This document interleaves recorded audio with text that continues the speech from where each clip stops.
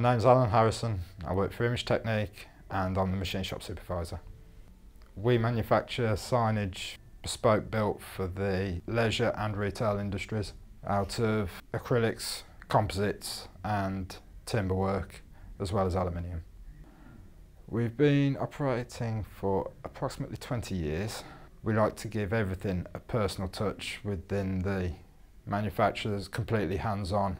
We like to keep everything we do in-house where we can and make sure everything goes out the door right first time.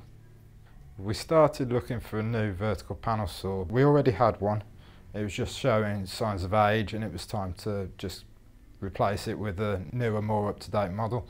We've got table saws and flatbed CNC routers and laser machines as well we use. So for the big sheets it's preferable for straight lines to use a vertical panel saw.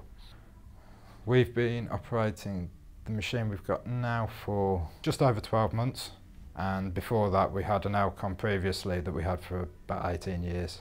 The digital readouts on the measuring system has made it a lot easier. It's a really nice smooth running saw and the automatic moving ribs on the back make it a lot handier for cross-cutting without worrying about damaging the ribs at the back. We prefer a panel saw over a sliding table saw because of the amount of room the sheets take up. Our sheets are approximately 3 metres by 2 metres, so the footprint you'd need to cut that size of sheet flat is just nowhere near the room we've got. Key benefits of the Elcon are the load rollers are very useful due to the weight of some of the sheets we use. The digital display is definitely a lot more helpful than reading gauges, and as I previously mentioned, the movable ribs, the pneumatic ribs, are definitely a lot more user friendly. All of our operators have found working with the Elcon really easy. The interface is user friendly.